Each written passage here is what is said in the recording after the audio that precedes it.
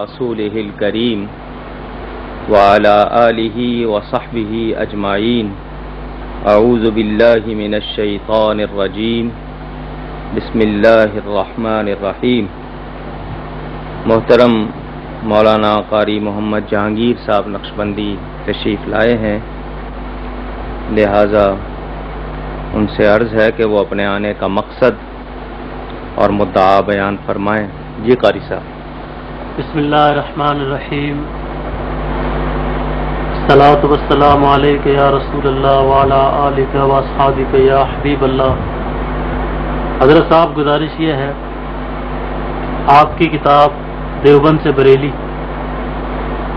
جو شائع ہوئی ہے، ہزاروں لاکھوں لوگوں نے اسے پڑھا ہے، اور اہل سنت و جماعت کے عوام الناس ہیں، وہ جب یہ حوالے پڑھتے ہیں تو ان کو مزید تسلی بخشی کے لیے، اطمینان قلبی کے لیے، اگر ہم ان کتابوں کے مزید ثبوت مہیا فرما دیں ویڈیو میں، تو بندے کو ایسا یقین ہو جاتا ہے کہ پھر وہ جو اصل ہمارا بنیادی اختلاف ہے ان دیوبندی وہابی علماء سے، وہ جب ان کی عبارتیں یقینی طور پر ہم دیکھ لیتے ہیں تو پھر بندہ جو ہے خود بھی بچتا ہے اور دوسرے مسلمان بھائیوں کو بھی بچاتا ہے. تو حضرت صاحب یہ زحمت آپ کو اس لیے دی ہے کہ اس میں جو 40 حوالے آپ نے دیے ہیں اس میں ایک ایک کر کے ہمیں وہ کتابیں اور عبارتیں دکھائیں، تاکہ آنے والی نسلوں کے لیے مشعل راہ اور ان کے لیے ثبوت مہیا ہو جائے، اور وہ بتا سکیں کہ یہ اختلاف معمولی باتوں پہ نہیں ہے، فروعی باتوں پہ نہیں ہے، بلکہ یہ اختلاف اصولی اور بنیادی اور سرکار دو عالم صلی اللہ علیہ وسلم کی گستاخی کی وجہ سے ہے. تو اللہ تبارک و تعالی آپ کے علم میں، عمل میں برکت عطا فرمائے.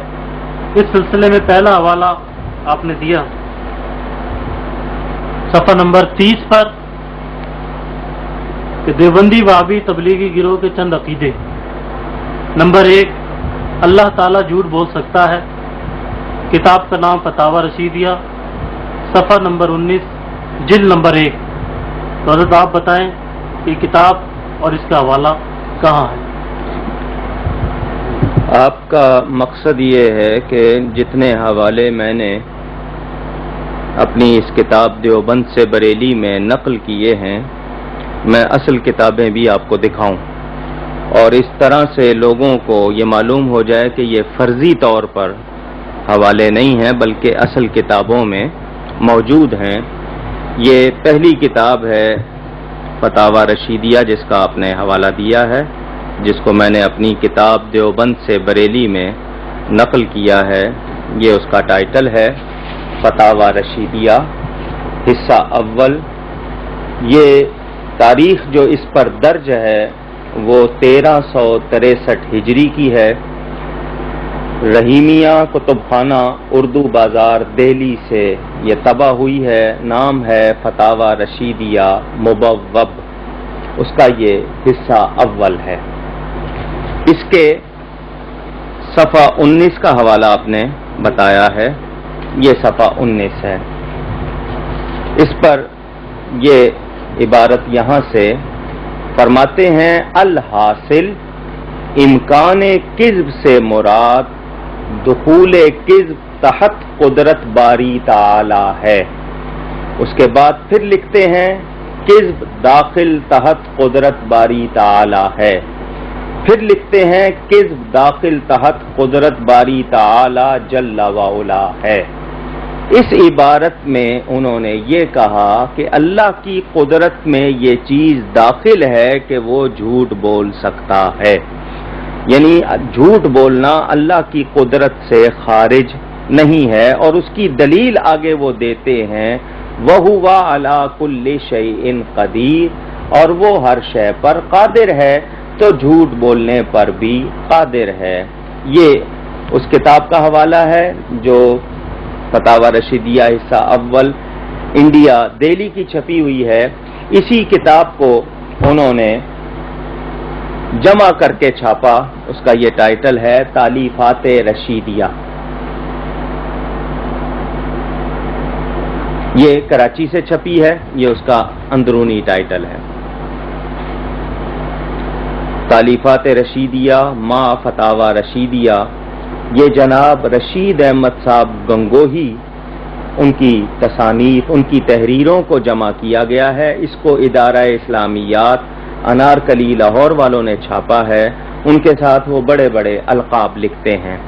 اس میں بھی باقاعدہ وہ چیز موجود ہے. چنانچہ جو انہوں نے فہرست بنائی ہے، پہلے فہرست دیکھ لیں. کتاب العقائد صفحہ نمبر 18. اس میں اللہ کی طرف جھوٹ کی نسبت. اس میں بھی میں صفحہ نمبر 98 اس پر بھی وہی عبارت موجود ہے. الحاصل امکان کذب سے مراد دخول کذب تحت قدرت باری تعالی ہے. یعنی اللہ تعالی جھوٹ بول سکتا ہے. معاذ اللہ ثم معاذ اللہ، اللہ کی پناہ. اگر کوئی یہ کہے کہ میں نے اپنی طرف سے یہ جملہ لکھا ہے تو میں نے ان کی اصل کتاب آپ کو دکھا دی ہے جس میں وہ بیان کر رہے ہیں کہ اللہ تعالی جھوٹ بول سکتا ہے. اسی پر بس نہیں، اس کو میں مزید اور واضح کروں. یہ تیسری کتاب ہے تذکرۃ الخلیل. یہ خلیل احمد صاحب امبیٹھوی ان کی کتاب ہے جو میرے پاس مکتبہ قاسمیہ رنگ پور روڈ سیالکوٹ شہر سے چھپی ہوئی موجود ہے. تذکرۃ الخلیل، اس کا یہ اندرونی ٹائٹل بھی دیکھ لیں.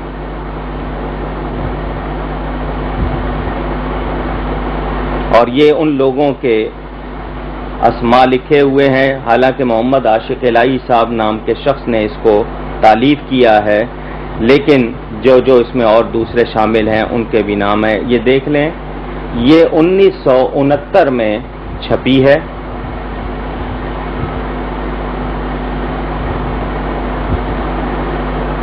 اس میں صفحہ 135 صاف طور پر لکھتے ہیں یہ کلیہ مسلمہ اہل کلام ہے، جو مقدور العبد ہے وہ بمقدور اللہ ہے.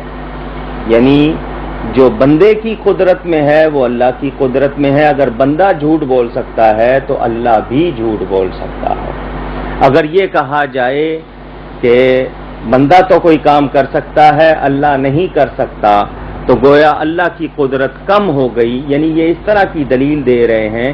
اس سے تو یہ راستہ کھول رہے ہیں کہ یعنی اللہ تعالی کے لیے ہر عیب کو ممکن بتا رہے ہیں. اسی کی ایک دوسری اور مزید دلیل میں پیش کر دوں. یہ کتاب ہے الجہد المقل. یہ اشرف علی تھانوی صاحب کے استاد محمود حسن صاحب کی لکھی ہوئی کتاب ہے. یہ اس کا اندرونی ٹائٹل ہے. اردو بازار لاہور سے چھپی ہے. مکتبہ مدنیہ. یہ اسی موضوع پر مسئلہ عموم قدرت امکان کذب پر انہوں نے اپنی طرف سے اس کو لاجواب کتاب قرار دیا ہے. یہ شعبان 1409 میں لاہور سے چھپی ہوئی میرے پاس ہے. اس کا صفحہ نمبر 41. اب دیکھیں اس میں جملہ دیکھیں. وہ صاف طور پہ لکھتے ہیں افعال قبیحہ، افعال جمع فعل کی، کام قبیحہ برے خراب. افعال قبیحہ کیونکہ قبیح حسن کی ضد ہے، برائی کے معنوں میں، برے کے معنوں میں. افعال قبیحہ کو قدرت قدیمہ حق تعالی شانہ سے کیوں کر خارج کہہ سکتے ہیں؟ یعنی یہ کہ برے کام کرنا اللہ کی قدرت سے باہر ہے، ایسا کیسے کہہ سکتے ہیں؟ یعنی یہی کہیں گے کہ یہ چیزیں اللہ کی قدرت میں داخل ہیں. تو اگر میں نے اس میں یہ حوالہ دیا ہے کہ علماء دیوبند، دیوبندی، وہابی، تبلیغیوں کا یہ عقیدہ ہے کہ اللہ جھوٹ بول سکتا ہے، تو اس کے لیے میں نے آپ کو 4 کتابیں دکھا دی ہیں. کہ اللہ کو پہلے سے علم نہیں ہوتا کہ بندے کیا کریں گے. جب بندے کرتے ہیں تو تو اللہ کو علم ہوتا ہے. تفسیر بلغت الحیران صفحہ 157 158. یہ تفسیر بلغت الحیران کا حوالہ جو آپ نے ابھی پڑھا ہے، میں ان کو وہ بھی کتاب دکھا دوں. یہ ہے بلغت الحیران فی ربط آیات القرآن، یہ کتاب کا نام ہے. رشید احمد گنگوہی صاحب کے شاگرد اور جو غلام خان صاحب راولپنڈی میں تھے، جن کو یہ غلام اللہ خان کہتے ہیں، ان کا اصل نام غلام خان تھا، ان کے استاد حسین علی، یہ وہاں بھچراں کے رہنے والے تھے.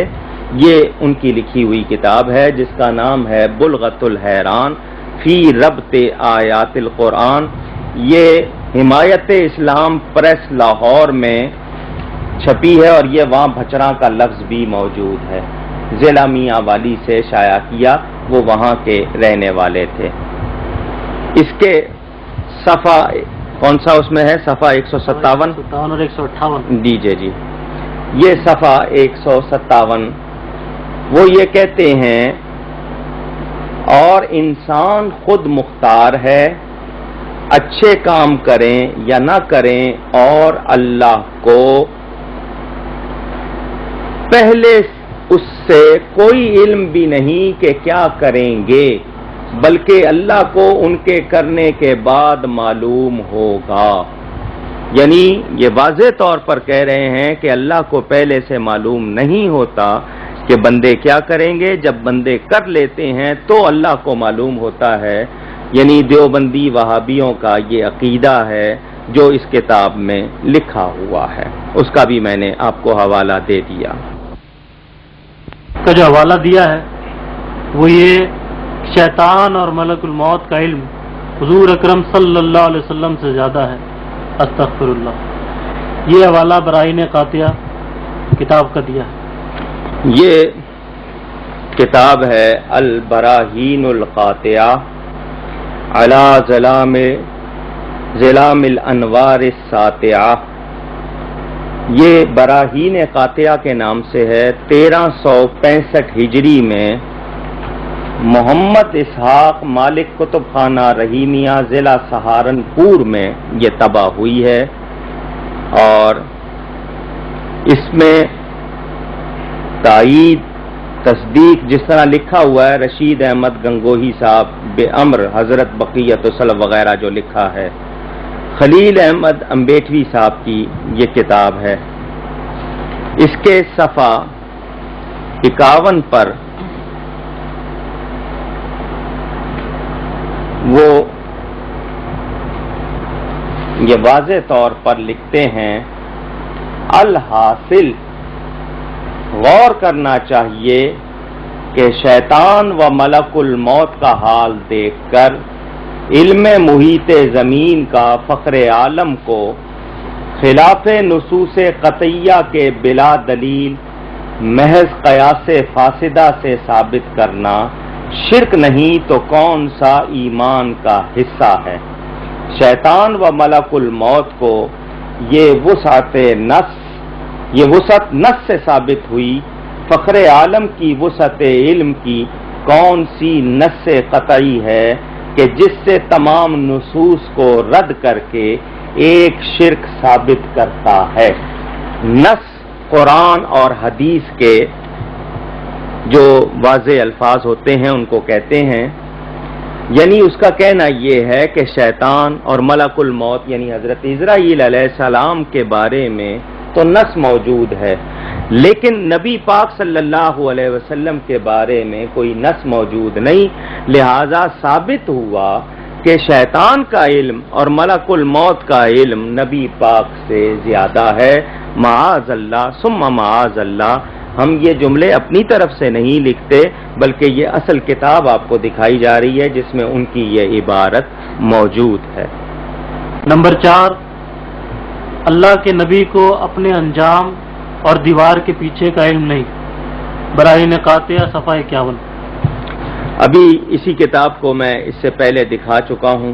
یہ وہی براہین قاطعہ ہے جو ابھی پہلے دکھائی گئی ہے. اسی میں صفحہ نمبر 51 پر ہی انہوں نے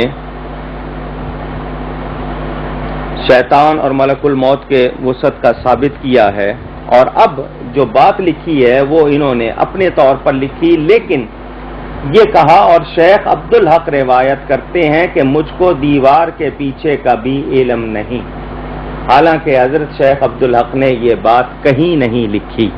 ان سے کئی مرتبہ دلیل مانگی گئی ہے کہ دکھاؤ انہوں نے کہاں لکھا ہے، یہ انہوں نے کہیں نہیں لکھا۔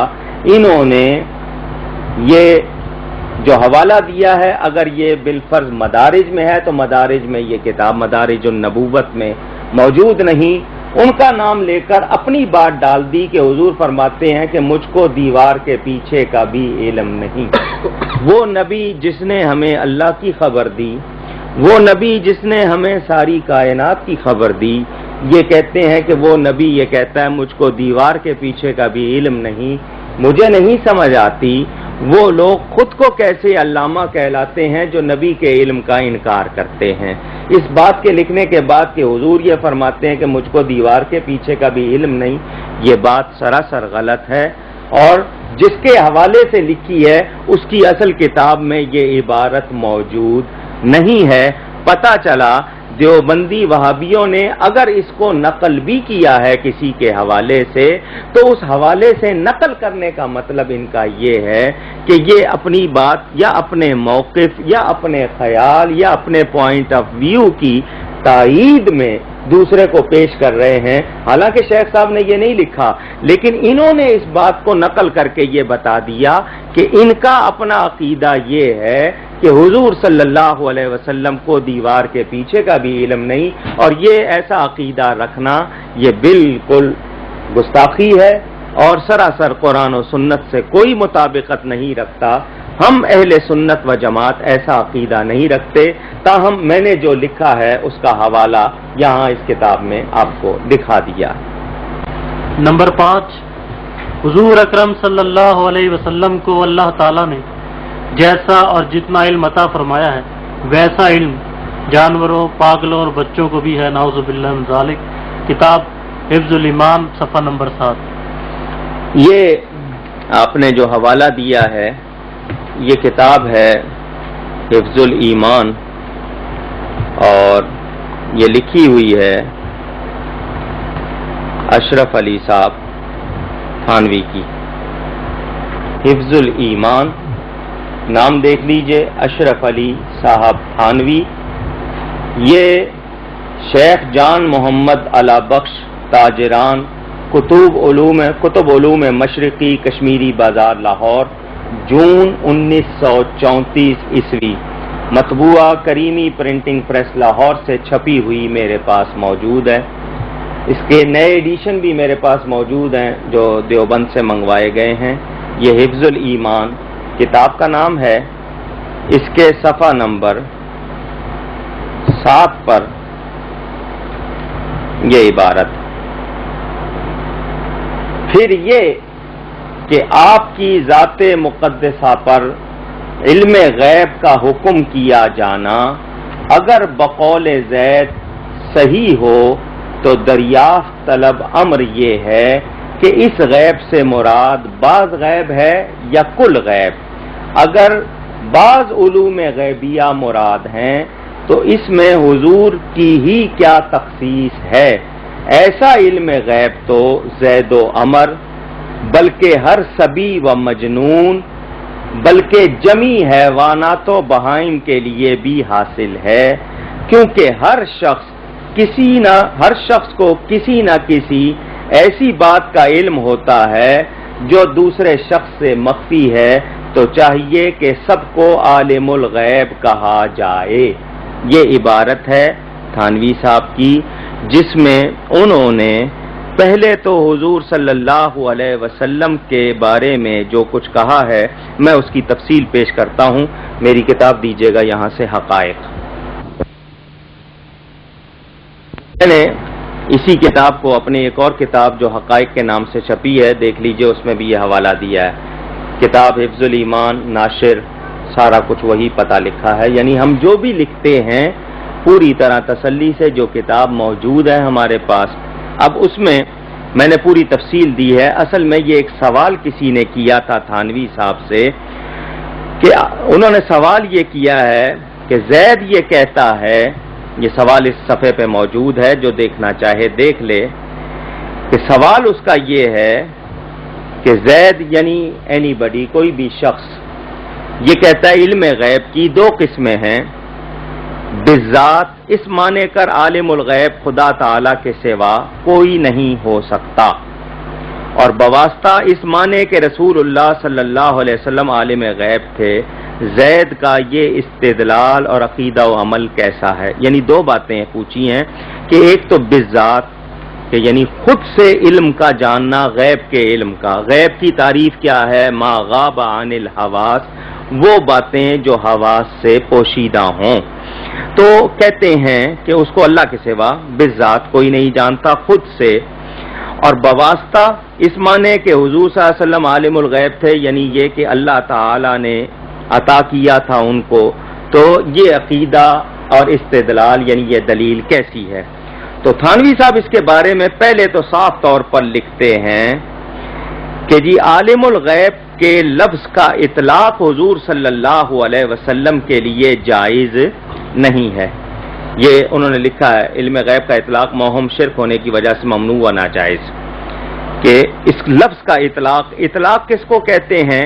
کسی چیز کے لیے کسی لفظ کا بولنا، اسے اطلاق کہتے ہیں، اور کسی چیز کے لیے کسی بات کا ثابت ہونا، اسے حکم کہتے ہیں۔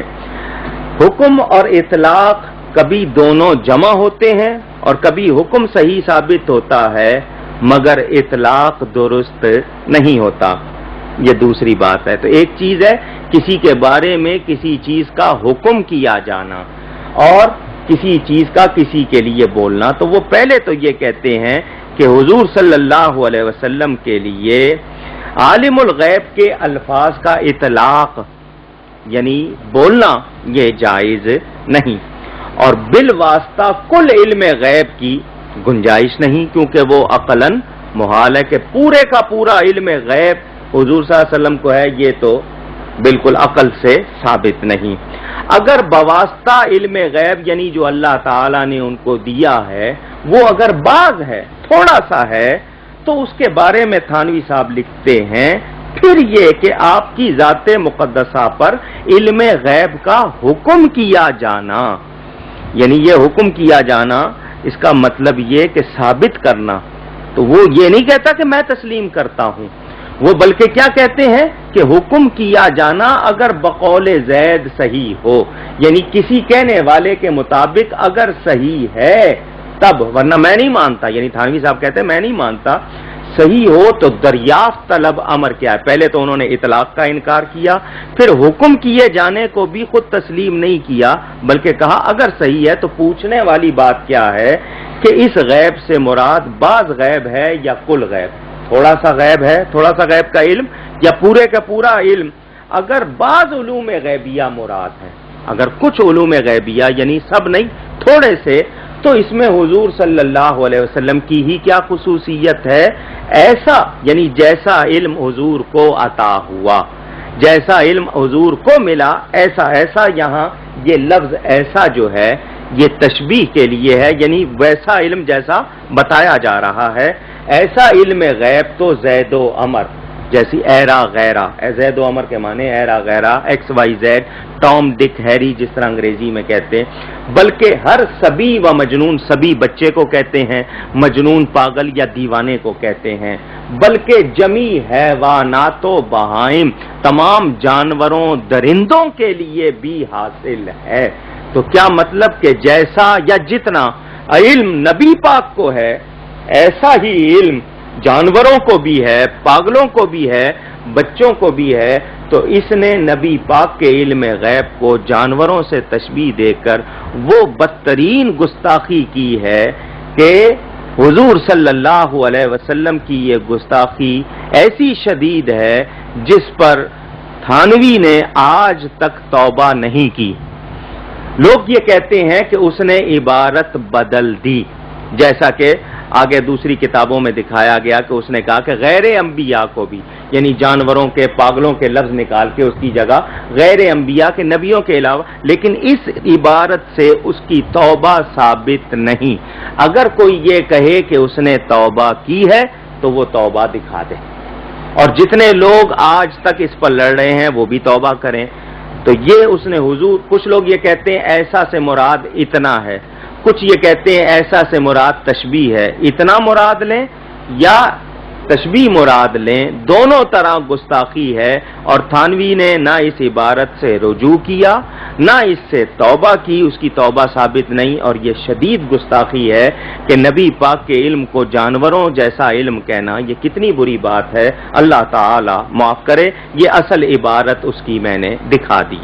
نمبر 6 کی عبارت یہ ہے، نماز میں حضور اکرم صلی اللہ تعالی علیہ وسلم کی طرف خیال کا صرف جانا بھی بیل گدھے کے خیال میں ڈوب جانے سے بھی بہت برا ہے، نعوذ باللہ۔ صراط مستقیم صفحہ نمبر 86۔ یہ کتاب صراط مستقیم آپ کو دکھا رہا ہوں، مطبع مجتبائی دہلی 1308 ہجری میں یہ کتاب جو چھپی میرے پاس موجود ہے۔ کتاب کا نام ہے صراط مستقیم، لکھنے والے جناب اسماعیل دہلوی۔ کچھ لوگ یہ کہتے ہیں کہ یہ کتاب اسماعیل دہلوی صاحب کی نہیں ہے، اس بارے میں بھی مزید حقائق پیش کروں گا۔ یہ ان کی کتاب ہے۔ اس بارے میں آپ نے جو سوال کیا ہے کہ نماز میں، یہ اس کتاب کے صفحہ نمبر 86۔ میری عادت ہے میں پہلے حوالے لگا لیتا ہوں کتاب میں، تو میں نے اس لیے یہ صفحہ کھول کے دیکھا تھا۔ صفحہ نمبر 86 یہ دیکھیں جی، یہ فارسی میں ہے، جو میرے پاس اصل کتاب ہے۔ وہ لکھتے ہیں بمقتضائے ظلمات بعدها فوق بعد، از وسوسہ زنا خیال مجامعت زوجائے خود بہترست، و صرف ہمت بسوء شیخ و امثال آن، از معظمین گو جناب رسالت معاب باشند، بچندی مرتبہ بدتر، از استغراق در صورت گاؤ خر خود است، کہ خیال آن با تعظیم و اجلال بسویدائے دل انسان می چسپد، بخلاف خیال گاؤ خر کہ نہ آن قدر چسپیدگی می بود و نہ تعظیم بلکہ مہان و محقر می بود، وہیں تعظیم و اجلال غیر کے در نماز ملحوظ و مقصود می شود بشرک می کشد۔ یہ ان کے الفاظ فارسی میں ہے، میں اس کا ترجمہ خود نہیں کرتا، انہی کے الفاظ میں اس کا ترجمہ بھی دکھاتا ہوں۔ یہ کتاب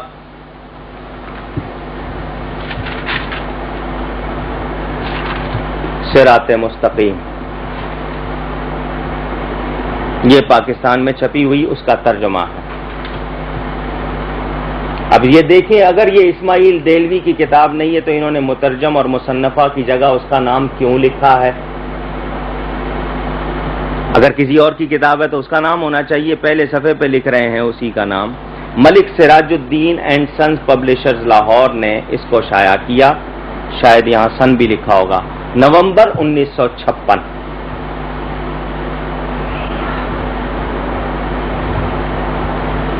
اب اس میں ان کا وہی جملہ جو ہے اس کا آپ کو ترجمہ دکھا دیتا ہوں۔ صفحہ نمبر 150، یہ وہی کتاب ہے صراط مستقیم۔ اس کے صفحہ نمبر 150 پر اسی عبارت کا انہی کی زبانی، انہی کے ہم عقیدہ لوگوں سے ترجمہ سنیے۔ ہاں بمقتضائے ظلمات بعدها فوق بعد، ظلمات جمع ہے یہ، اور ثابت یہ کرنا چاہتے ہیں کہ بعض گمراہیاں یا بعض اندھیرے سیاہیاں جو ہوتے ہیں ان کے درجے مختلف ہوتے ہیں، کچھ زیادہ کچھ کم، زنا کے وسوسے سے اپنی بیوی کی مجامعت کا خیال بہتر ہے۔ نماز میں اگر بدکاری کا خیال آئے تو اس سے بہتر ہے کہ اپنی بیوی سے جو وہ ہم بستری کرتا ہے اس کا خیال لے آئے، بجائے اس کے کہ بدکاری کا خیال ہے۔ اور شیخ یعنی استاد، پیر یا اسی جیسے اور بزرگوں کی طرف خواہ جناب رسالت مآب ہی ہوں، یعنی اپنے استاد، پیر، بزرگ، اولیاء، یہاں تک کہ حضور صلی اللہ علیہ وسلم ہی ہوں، اپنی ہمت کو لگا دینا یعنی خیال کو لگا دینا اپنے بیل اور گدھے کی صورت میں مستغرق ہونے سے زیادہ برا ہے۔ یعنی وہ کہہ رہے ہیں کہ نماز میں حضور صلی اللہ علیہ وسلم کا خیال اگر آ گیا، آپ اس خیال میں لگ گئے تو اپنے بیل گدھے کے خیال میں آپ ڈوب جائیں وہ اچھا ہے، نبی کے خیال کے آنا اور اس میں لگ جانا یہ زیادہ برا ہے، معاذ اللہ۔ آگے دلیل دیتے ہیں کیونکہ شیخ کا خیال تو تعظیم اور بزرگی کے ساتھ انسان کے دل میں چمٹ جاتا ہے، اور بیل اور گدھے کے خیال کو نہ تو اس قدر چسپیدگی کے معنی چمٹ جانا، چپک جانا چسپیدگی ہوتی ہے، اور نہ تعظیم بلکہ حقیر اور ذلیل ہوتا ہے، اور غیر کی یہ تعظیم اور بزرگی جو نماز میں ملحوظ ہو وہ شرک کی طرف کھینچ کر لے جاتی ہے۔ ان کے کہنے کا مطلب یہ ہے کہ اگر حضور صلی اللہ علیہ وسلم کا خیال آئے گا تو عزت کے ساتھ آئے گا، تو اب عزت کے ساتھ خیال لانا جو ہے نماز میں کسی اور کی تعظیم آ جائے تو وہ شرک کی طرف لے جاتی ہے۔ تو اب ان سے پوچھا جائے کہ بغیر نبی کے خیال کے تو نماز ہوتی نہیں، کیونکہ حضور صلی اللہ علیہ وسلم کی باقاعدہ ہم حضور کا نام لے کر ارادے انشاء کے ساتھ، نیت کے ساتھ حضور کی بارگاہ میں سلام پیش کرتے ہیں، السلام علیکہ ایھا النبی ورحمۃ اللہ وبرکاتہ۔ تو یہ کیسے ہو سکتا ہے کہ حضور صلی اللہ علیہ وسلم کا خیال نہ آئے؟ یہ تو ناممکن بات ہے۔ تو خیال تو آئے گا، اب یہ ہے کہ دو صورتیں ہیں، یا تعظیم کے ساتھ آئے یا تحقیر کے ساتھ، اور اگر تحقیر کے ساتھ، حقارت کے ساتھ، یعنی کسی چیز کو ہیٹریٹ کرتے ہوئے، اس کو ذلیل سمجھتے ہوئے خیال لایا جائے تو نبی کا خیال تو اس طرح آ نہیں سکتا، کیونکہ نبی کے بارے میں ہمارا یہ ہے، بلکہ اس میں اجماع ہے، حضور صلی اللہ علیہ وسلم کے لباس مبارک کو میلا کہہ دینا، حقارت کے ساتھ آدمی کافر ہو جاتا ہے۔ نبی پاک صلی اللہ علیہ وسلم کے مقدس نعلین یعنی مبارک جوتیوں کو کوئی ان کو جتڑی کہہ دے تو وہ کافر ہو جاتا ہے، یعنی اس میں حقارت پائی گئی۔ تو نبی کی ذات یا ان کی صفات کا بیان حقارت سے تو ہو نہیں سکتا۔ اب لازمی بات ہے نبی کا خیال نماز میں لازمی آئے گا، اور آئے گا تو تعظیم کے ساتھ آئے گا۔ تو یہ کہتے ہیں کہ جی ان کا خیال لانا بیل گدھے کے خیال میں ڈوب جانے سے برا ہے۔ اندازہ کیجئے اس عبارت میں دو باتیں ہیں، یعنی خیالات کو انہوں نے پرکھا ہے۔ پہلے تو یہ کہا کہ بدکاری کے خیال سے بیوی کے ساتھ ہم بستری کا خیال اچھا ہے، اور بیل گدھے کے مقابلے میں نبی کے خیال کو برا کہا۔ اس قدر گستاخی، اس قدر بے ادبی۔ تو کوئی یہ کہے کہ ہم نے یہ اپنی طرف سے لکھی ہے، تو میں نے اردو اور فارسی اصل عبارت دکھا دی۔ تبصرہ پڑھنا ہو اس کے بارے میں جواب اس وقت نہیں دے رہا ہوں، اگر جواب دوں تو بہت سی باتیں پیش کروں۔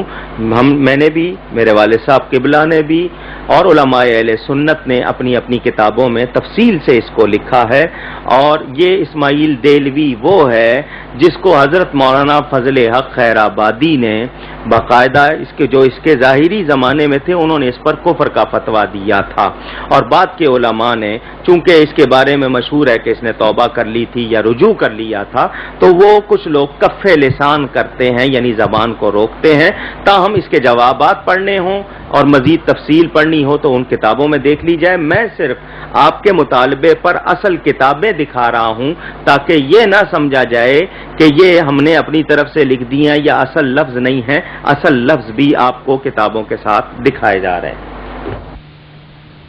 نمبر 7 جو آپ نے حوالہ دیا وہ یہ کہ لفظ رحمت للعالمین رسول اللہ صلی اللہ علیہ وسلم کی صفت خاصہ نہیں ہے، حضور اکرم صلی اللہ علیہ وسلم کے علاوہ بھی دیگر بزرگوں کو رحمت للعالمین کہہ سکتے ہیں۔ فتاوی رشیدیہ صفحہ 12 جلد نمبر 2۔ جی یہ بھی رشید احمد گنگوہی صاحب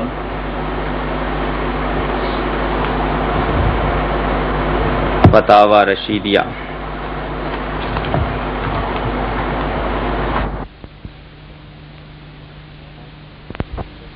گنگوئی صاحب 1352 ہجری کتب خانہ رحیمیہ سنہری مسجد دہلی سے یہ چھپی ہے جو میرے پاس ہے. خواجہ برقی پریس دہلی میں یہ چھپا اور یہ ناشر ہیں اس کے صفحہ نمبر 9 پر یہ دیکھیے استفتاء سوال کیا ہے. کیا فرماتے ہیں علماء دین کہ لفظ رحمت للعالمین مخصوص حضرت صلی اللہ علیہ وسلم سے ہے یا ہر شخص کو کہہ سکتے ہیں کہ حضور صلی اللہ علیہ وسلم کے لیے یہ لفظ خاص ہے رحمت للعالمین یا ہر شخص کو کہہ سکتے ہیں؟ گنگوئی صاحب جواب دیتے ہیں لفظ رحمت للعالمین صفت خاصہ رسول اللہ صلی اللہ علیہ وسلم کی نہیں ہے بلکہ دیگر اولیاء یعنی حضور صلی اللہ علیہ وسلم کی صفت خاصہ نہیں ہے بلکہ دیگر اولیاء و انبیاء اور علماء ربانیین بھی موجب رحمت عالم ہوتے ہیں اگرچہ جناب رسول اللہ صلی اللہ علیہ وسلم سب میں اعلیٰ ہیں. لہذا اگر دوسرے پر اس لفظ کو بتاویل بول دیوے تو جائز ہے. بندہ رشید احمد گنگوہی یعنی انہوں نے یہ کہا کہ حضور صلی اللہ علیہ وسلم سب سے بڑے رحمت للعالمین اور باقی دوسرے چھوٹے رحمت للعالمین، اور کہا کہ علماء ربانیین تو ان سے پوچھا جائے کہ یہ علماء ربانیین کن کو کہتے ہیں؟ اہل سنت و جماعت بریلویوں کو کہتے ہیں، شیعوں کو کہتے ہیں، کن کو علماء ربانیین کہتے ہیں؟ تو یہ سوائے اپنے تو کسی اور کو کہتے نہیں. تو ان کا مطلب یہ ہے کہ حضور بڑے رحمت للعالمین اور یہ دیوبندی چھوٹے رحمت للعالمین. معاذ اللہ. اس کا اصل مقصد ان کا یہ کہ حضور صلی اللہ علیہ وسلم کا رحمت للعالمین ہونا یہ حضور کی خصوصی صفت نہیں ہے. تو یہ قرآن کا انکار نہیں ہے تو اور کیا ہے؟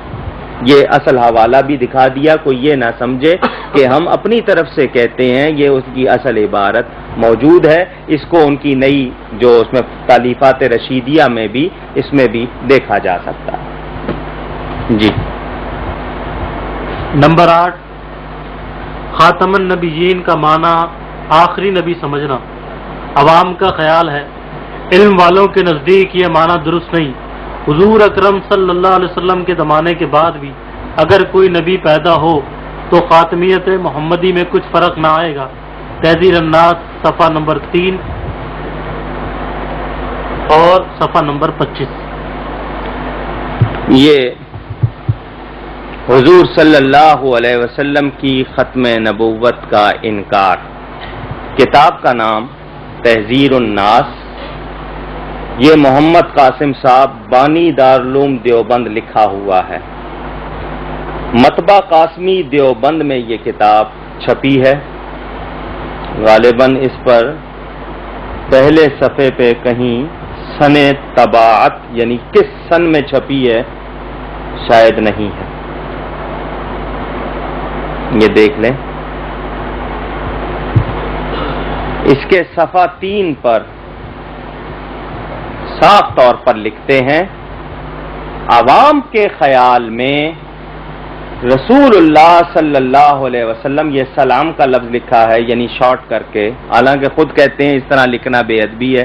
خود لکھتے ہیں خاتم ہونا بئی معنی ہے کہ آپ کا زمانہ انبیاء سابق کے زمانے کے بعد اور آپ سب میں آخر نبی ہیں، مگر اہل فہم پر روشن ہوگا کہ تقدم یا تاخر زمانی میں بذات کچھ فضیلت نہیں.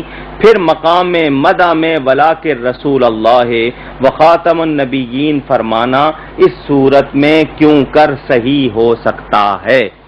اس میں واضح طور پر نانوتوی صاحب نے یہ کہا کہ خاتم النبیین کا معنی آخری نبی نہیں ہے.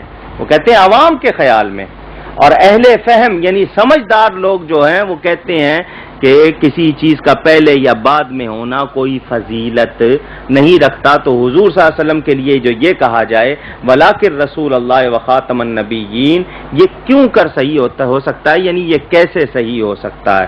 یعنی انہوں نے کھلم کھلا خاتم النبیین کے معنی آخری نبی ہونے کا انکار کیا اور یہ میرا نہیں، خود علماء دیوبند کا فیصلہ ہے کہ جو خاتم النبیین کا معنی آخری نبی نہ مانے وہ کافر ہے، اور لیکن اپنے اس بڑے کو وہ کچھ نہیں کہتے۔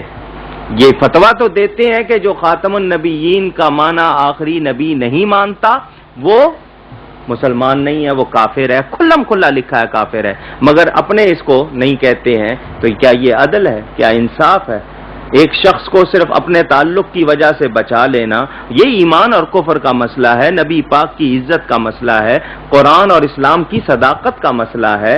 تو گویا ہم یہ ثابت کریں کہ نہیں، حضور صلی اللہ علیہ وسلم سے بڑھ کر ان لوگوں کی عزت ہے، تو اگر ایسا ہی خیال ہے تو پھر میں یہی بتانا چاہ رہا ہوں کہ دیوبندی اور بریلوی اختلاف جو ہے، اصل لفظ تو سنی اور وہابی تھا، یہ اب دیوبندی ان وہابیوں کی ایک شاخ بن گئے اور انہوں نے سنیوں کو بریلوی کہنا شروع کر دیا۔ ہم اہل سنت و جماعت ہیں، ہمارا بریلی ہم پاکستان میں ہیں، کوئی کہیں کا کوئی کہیں کا، جو بریلی کا رہنے والا ہو وہ بریلوی کہلائے، مگر امام اہل سنت اعلی حضرت مولانا شاہ احمد رضا فاضل بریلوی رحمۃ اللہ علیہ کی نسبت سے اگر ہمیں بریلوی کہتے ہیں تو کیا مطلب؟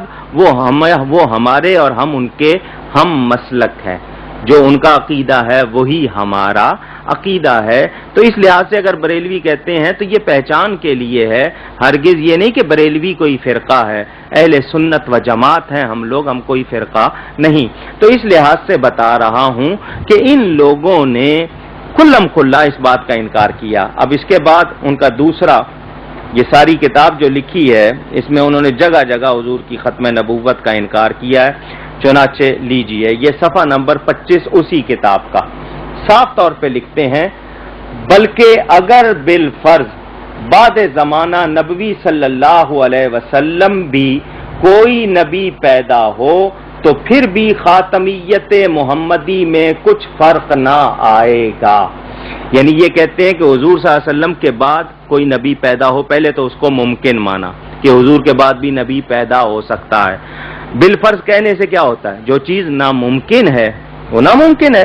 اگر کوئی یہ کہے کہ جی بالفرض اس لکھنے والے کو 100 جوتیاں ماری جائیں چوک میں کھڑا کر کے تو بھی اس کی عزت میں کوئی فرق نہیں آئے گا، یا یہ کہا جائے کہ بالفرض اس شخص کی گردن پر چھری چلا دی جائے تب بھی اس کی زندگی میں کوئی فرق نہیں آئے گا، یا یہ کہا جائے کہ یہ شخص اپنی بیوی کو 3 طلاقیں دے دے پھر بھی اس کے نکاح میں کوئی فرق نہیں آئے گا، تو وہاں تو چون چنا کے کرنے لگ جائیں گے۔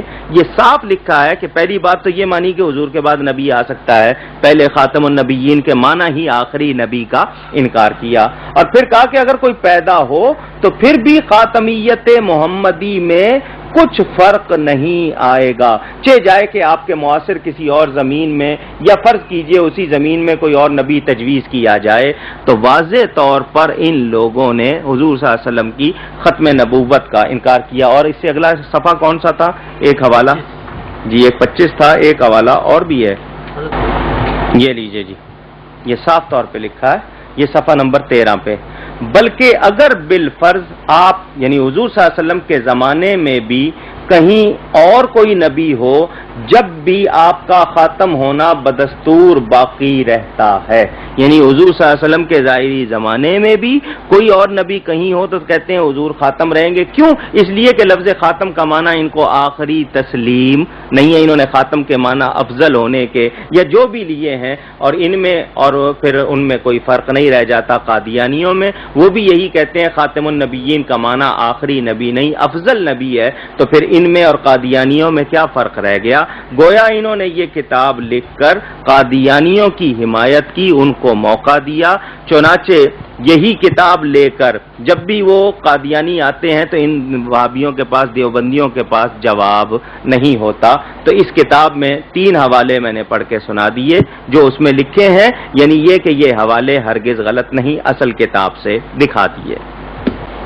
نمبر 9 کی عبارت یہ ہے، حضور اکرم صلی اللہ علیہ وسلم کو دیوبند کے علماء کے تعلق سے اردو زبان آئی، حوالہ براہین قاطعہ صفحہ 26۔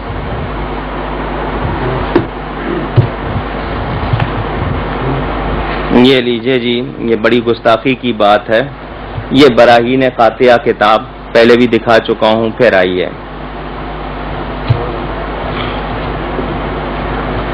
یہ لیں جی.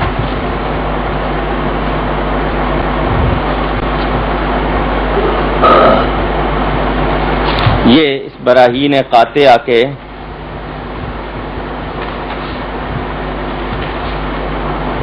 صفحہ 26 کی عبارت ملاحظہ ہو.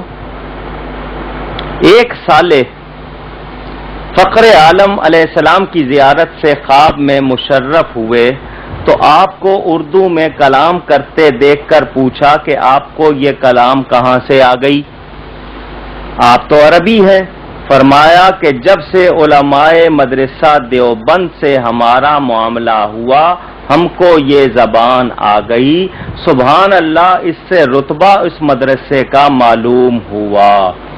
یعنی اندازہ کیجئے کہ انہوں نے یہ کہا کہ حضور صلی اللہ علیہ وسلم کو اردو جو آئی تو علماء دیوبند کی وجہ سے آئی، اور آگے لکھتے ہیں سبحان اللہ، اس سے رتبہ اس مدرسے کا معلوم ہوا.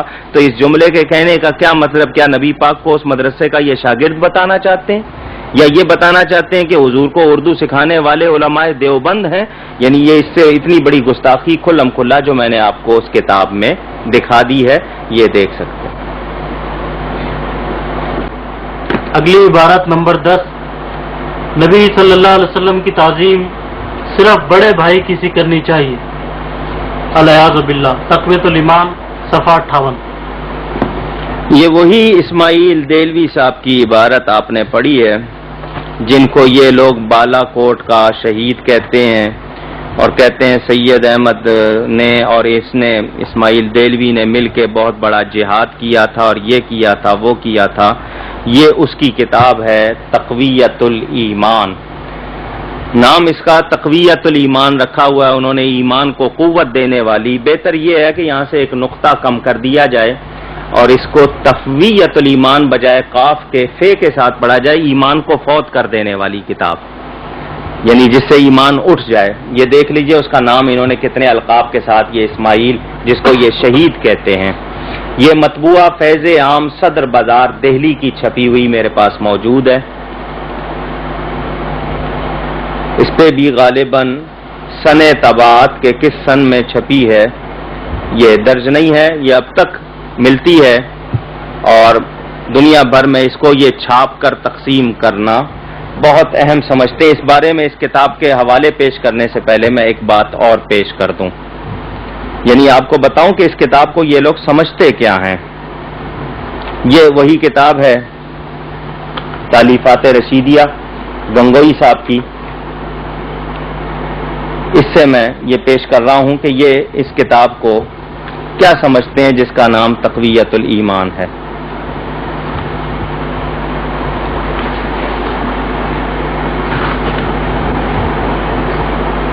صفحہ نمبر 88.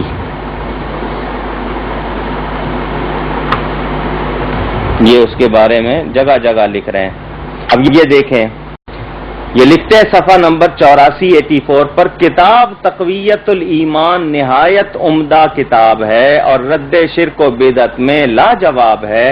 استدلال اس کے بالکل کتاب اللہ اور احادیث سے ہیں. اس کتاب کا رکھنا، یعنی اس کا رکھنا اور پڑھنا اور عمل کرنا عین اسلام ہے اور موجب اجر کا ہے. اندازہ کریں اس کتاب کو انہوں نے کتنا اچھا کہا ہے. اب آئیے، انہوں نے صاف طور پر اسی کتاب میں اس کو لکھا ہے کہ یہ اسماعیل دہلوی جو ہے وہ جنتی ہے. یہ اب دیکھیں صفحہ نمبر 88 پر لکھتے ہیں، کتاب تقویۃ الایمان نہایت عمدہ اور سچی کتاب اور موجب قوت و اصلاح ایمان کی ہے. صاف طور پر لکھا ہے، اور اس کو لکھا ہے کہ وہ حق تعالی کا مقبول تھا اور یہ تھا وہ تھا. تقویۃ الایمان کے مسائل جگہ جگہ اس کو واضح کیا ہے. آگے اور بھی اس کے بارے میں لکھتے ہیں. یہ میں نے اس لیے دکھایا ہے کہ یہ اس شخص کو کیا سمجھتے ہیں. اب اس تقویۃ الایمان کی کتاب کون سا آپ نے حوالہ دیا تھا؟ یہ صفحہ 58 میں آپ کو دکھا دوں. اس کتاب میں 70 کے قریب کفریات ہیں. یہ اس کے صفحہ 58 کا پہلا جملہ ملاحظہ کریں، یعنی انسان آپس میں سب بھائی ہیں جو بڑا بزرگ ہو وہ بڑا بھائی ہے، سو اس کی بڑے بھائی کی سی تعظیم کیجئے، اور مالک سب کا اللہ ہے، بندگی اس کو چاہیے۔